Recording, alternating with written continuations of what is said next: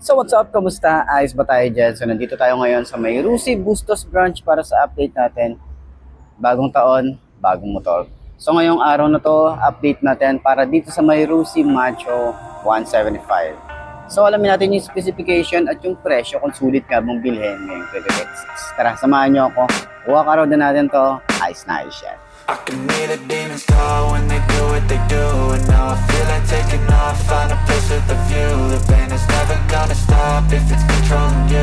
I know that time can heal it all, I just gotta get through. I just gotta get through, I just gotta get through. Cause I feel like taking off, find a place with a view. The pain is never gonna stop if it's controlling you. I know that time can heal it all, I just gotta get through. Sometimes I feel like all is lost, but I know it's not true. I wanna put up all my walls cause I'm not in the mood, but then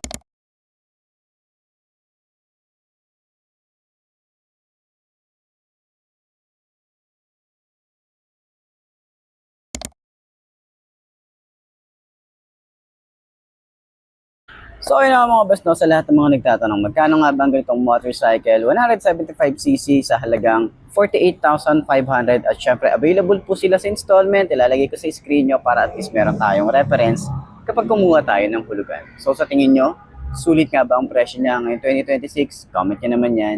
At para dun sa lahat ng mga nakagamit na ng ganitong motorcycle, baka pwede nyo i-share dyan sa comment section ano nga ba yung mga naging experience nyo sa motorcycle na to. Ayos na ayos yan. I cut myself off from the rest of the room. I know that time can heal it all if you're patient and soon it can all be worth it, all the searching. Pain is never really permanent, but damn it hurts, man. I could feel all of the turbulence and it's concerning. I've been searching for a purpose, I hope it's worth it. This society is really trying me. Ain't no hide and seek, I hide to be far from anxiety. I need my space, I need my privacy. I need some silence, please, you're all too loud. You don't speak quietly, opinions violently thrown across every surface. It makes me nervous. Is the world honestly burning? That's all I'm learning. Hope that we can make a turn and start reversing all our minds and put the work in. We got some work, man.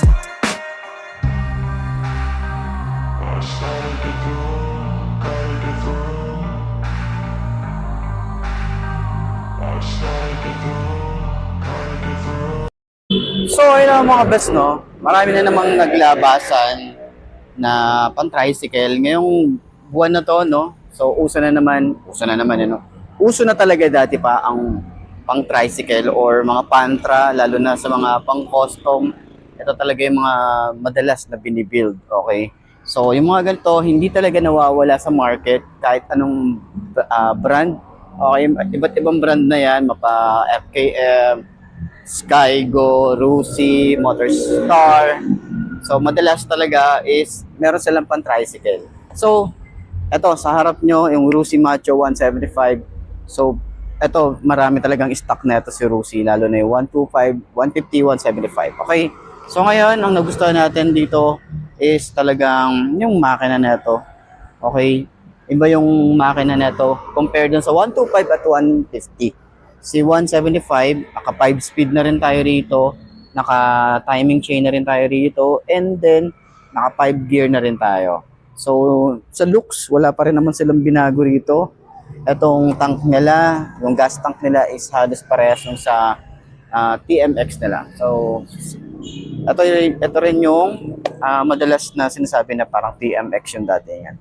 So sa upuan talaga, makapal yung kanyang upuan. Ayan. Pero medyo matigas, no? Kung ano nyo talaga, kung kakapain nyo talaga or titingnan nyo, makapal siya pero ano siya, matigas. Okay? So, sakyan natin.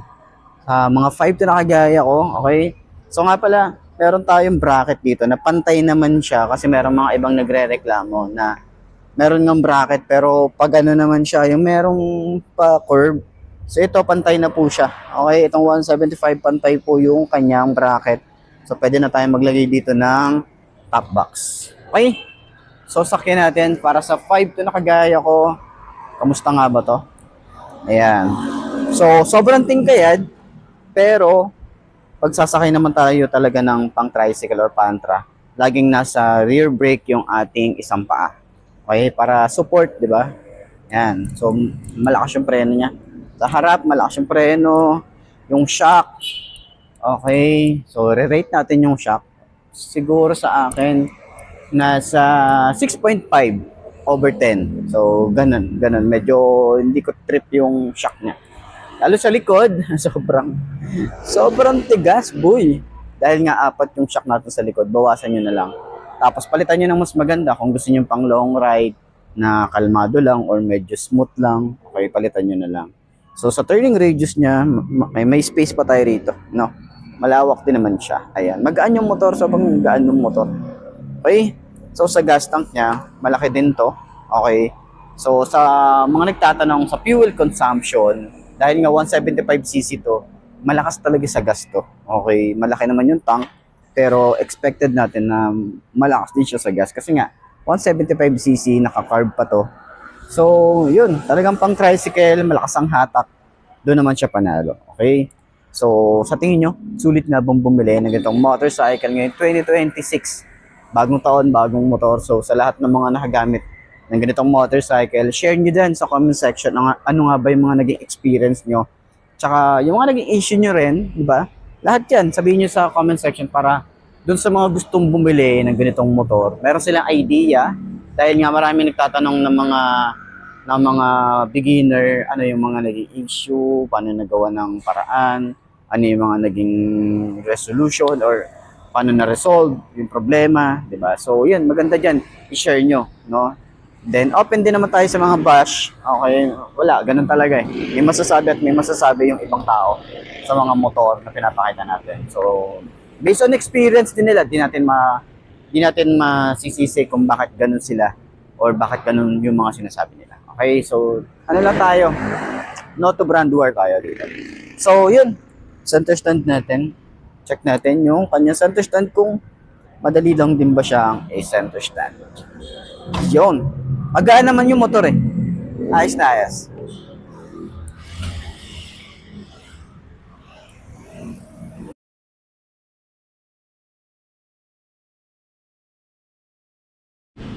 So yun na nga, sa harap natin, meron tayong available dito. Isang unit lang yung nakita kong 175 dito. So nagkakaubusan nito. Pero maraming available na 125 and 150 ng Rusi Macho. Okay? So dito yan sa may Rusi Bustos. Puntahan nyo na lang, marami silang available na unit dito. So ayan, ikutan natin dahil nga nauuso na naman yung mga pan-tricycle. At maraming naglabasan ng mga pan-tricycle ngayon na talagang panalo rin. Okay? Pero pagdating kay Rusi, is talagang panalo rin naman, lalo sa presyo, panalo 175cc, meron ka ng ganitong motorcycle. Ayan, so sa kanyang headlight is ano siya, medyo blur yung kanyang design, pero naka bulb type yung ating signal light, flexible, maganda yung cowling, meron tayong Rusi emblem dito, meron tayong reflector, naka telescopic fork na may rubber boots. Maganda rin yung kanyang fender, naka-metal naman yan. Naka-drum brake tayo rito. At yung kanyang shock dito, merong Rusi na naka-emboss. Naka-wired spoke tayo rito. Ang size ng kanyang tires, 2.75 by 17. Dito naman ay naka-ready na tayo para sa kanyang sidecar. Meron na rin butas yan. And sa ating makina, so eto lang, ang concern lang natin dito dahil nga yung tapakan nito is naka-install pa siya sa makina mismo. So maganda ang gawin ni Rusi, same nung ginagawa ng ibang motorcycle dito sa bracket na to. 'Di ba nakikita nyo tong bracket na to? Sana dito nila in-install, hindi dito sa may makina. Kasi nga ramdam mo yung vibration ng makina kapag nakaupo ka talaga dito. Kaya sinasabi nila na ma-vibrate yung motor dahil nga syempre ramdam mo nandito yung foot pegs natin, naka-install siya sa makina mismo. Kung dito siya sa may bandang bracket, hindi siya masyadong ma-vibrate. Pero naka-timing chain naman to. So, ayan, dito sa other side is maganda yung design din. May Rusi din tayo rito. 5-speed, tapos yung kulay is brown matte. Okay? So, mapapansin nyo, pag 175, brown yung kanyang kulay ng makina. Doon yung makikita yung Macho kung ano yung pinagkakaiba nila, okay, sa makina. So sa 125 ang makina niya ay silver, ay hindi, 150 silver, tapos yung isa Parang may pagka, tama ba? Gray yata. Ewan ko kung ano yun. Black. Black and silver or gray. Ayan. So, naka dual head shifter tayo rito. Yung ating foot pegs, hindi na flip. Combination ng rubber and metal. Ito rin, naka round style naman tayo dito sa foot pegs para sa angkas. Naka twin shock tayo rito. May ano rin tayo rito. May chain cover. Ang size naman dito sa ating tires is 45T. Malaki talaga yung sprocket size. Okay. So, sa likod, ang size natin sa gulong ay 3x17. So, sa upuan, meron tayong makapal na upuan dito. Pwede nyo patabasan yan kung gusto nyo patabasan kung medyo natataasan kayo, di ba? Ayan. So, yan. Hindi naman siya ganun kahaba eh. Talagang dalawa yung kasya lang dito. Hindi siya katulad nun sa Barako na sobrang haba eh, no? Yung ating gas tank, ito metal naman na to. Okay, malaki din yung gas tank niya. Sa kanyang panel gauge, naka-analog type tayo rito. Makikita natin dito speedometer, odometer, may gear indicator na 1 to 5, neutral, signal light, pag naka-high beam, may Rusi logo, ignition niya, simple lang. So, sana dito, maglagay din si Rusi ng USB charging port para at least may mga upgrade na kahit papaano may upgrade, diba? Susi natin, simple lang din. May Rusi din tayo dyan na nakalagay. Yung ating lever, makapal din naman yan. Smooth naman. May rubber tayo dito. Support, dito rin. Sa clutch din. Smooth lang din. Switches natin dito. Park light, headlight. Meron tayong hazard switch. Electric starter. Yung grip natin dito, makapit naman. Tsaka payat. Tapos, medyo malalim lang. Pero responsive naman yung ating throttle. Ayan. Dito naman, meron tayong high and low. Signal light. And busina.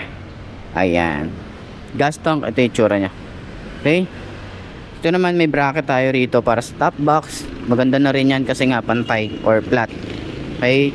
So sa ating tail light is naka halogen bulb. Signal light natin halogen bulb tsaka flexible naman yan. Ayan, flexible.